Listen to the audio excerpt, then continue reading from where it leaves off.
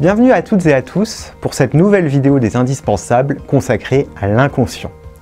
Si vous vous souvenez de la vidéo précédente consacrée à la conscience, nous avions dit que la conscience de soi, entendue comme aperception, caractérise en propre l'être humain.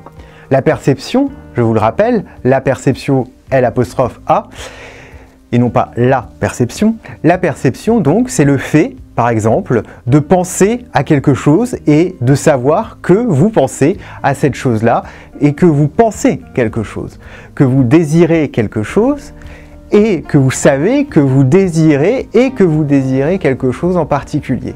Donc par la perception entendue donc comme conscience de soi, on avait dit donc que le sujet était transparent à lui-même, que le sujet se connaissait lui-même dans ses moindres recoins. Toutefois, on peut tout de même s'interroger et se demander si le sujet est aussi transparent à lui-même que nous l'avons dit. En effet, à la fin du XIXe siècle, Sigmund Freud, va être amené à poser l'hypothèse d'un inconscient. En effet, selon Freud, certains de nos désirs, certaines de nos représentations, certaines de nos idées, englobons tout cela sous le terme de représentation.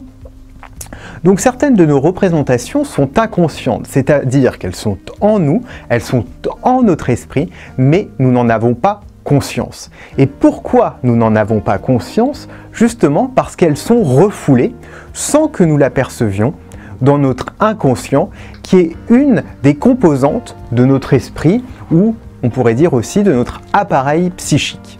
Il y a donc un refoulement. C'est ainsi que Freud explique et développe cette hypothèse d'inconscient dans son ouvrage 5 leçons sur la psychanalyse. Cet ouvrage 5 leçons sur la psychanalyse sont issus donc de conférences que Freud avait données aux États-Unis au début du XXe siècle où il a essayé d'introduire donc la psychanalyse sur ce continent. Alors la question qu'on pourrait se poser maintenant, c'est pourquoi je refoule certains désirs, certains sentiments, certaines pensées, certaines représentations? Pourquoi en moi il y a ce refoulement sans, et je le répète, sans que j'ai conscience de refouler? Eh bien tout simplement parce que ces désirs, ces pensées, ces représentations ne sont pas du tout compatibles avec mes valeurs morales, avec l'éducation que j'ai reçue, avec la morale également de la société, ou encore tout simplement avec l'idéal que j'ai de moi-même. Donc puisque toutes ces représentations-là ne sont pas compatibles avec ces valeurs, elles sont refoulées dans notre inconscient.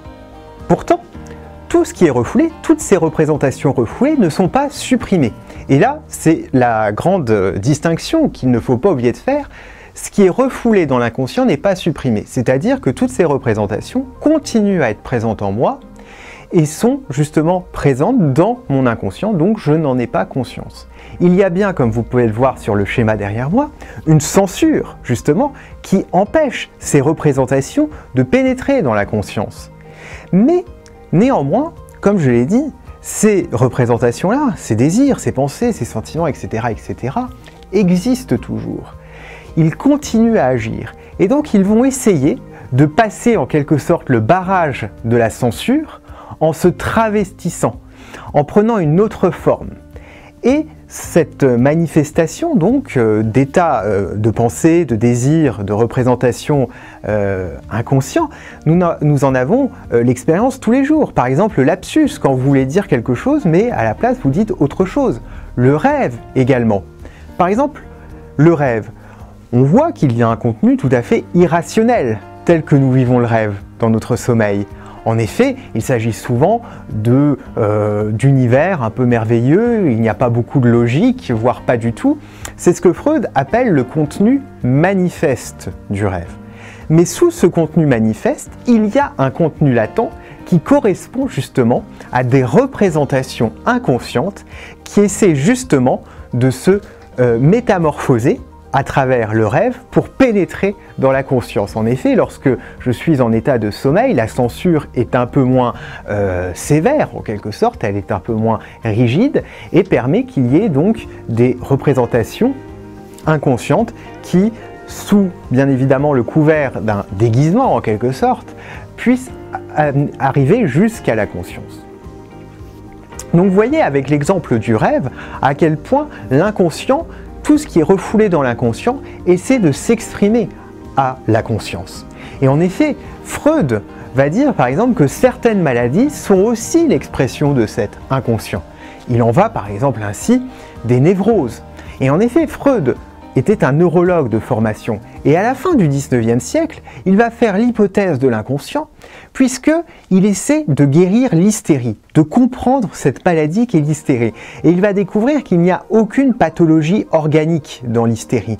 Il n'y a pas, par exemple, de lésions au niveau des tissus. Et donc, il en est amené à poser cette hypothèse d'un inconscient, c'est-à-dire de pensées qui essaient de s'exprimer dans la conscience et qui sont inconscientes. Ainsi, nous voyons donc que l'hypothèse de l'inconscient reste une hypothèse, mais néanmoins une hypothèse féconde. Une hypothèse féconde, pourquoi?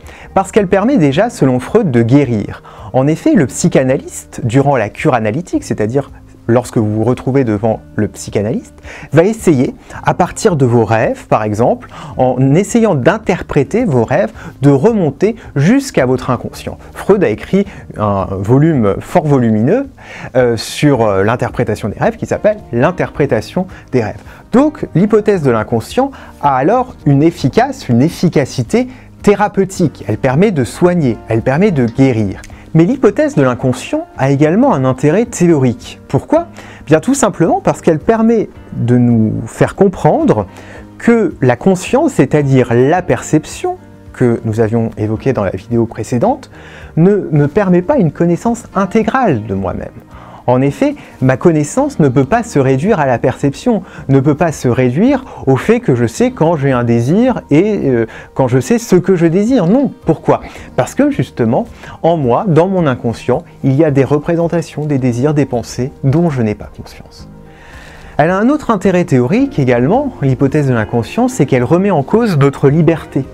En effet, comme vous pouvez le voir avec l'exemple des lapsus ou encore des gestes manqués, on voit alors que le sujet parfois est amené à faire des actions qu'il n'a pas voulu en tant que tel. Il y a quelque chose de plus fort que lui-même qui s'est exprimé à travers son action, il n'était pas à l'initiative de son action.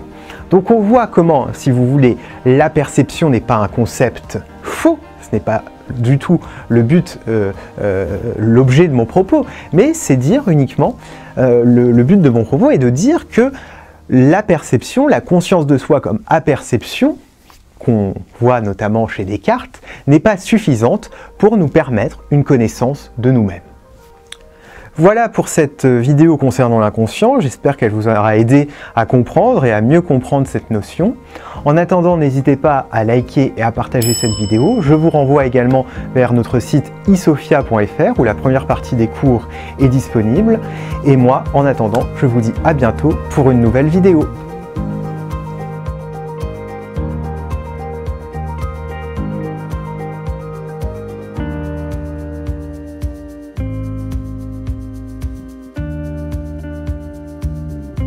A très bientôt sur iSophia. En attendant, n'oubliez pas de vous abonner.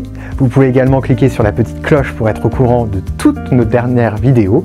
Et si vous voulez voir d'autres vidéos, c'est par là.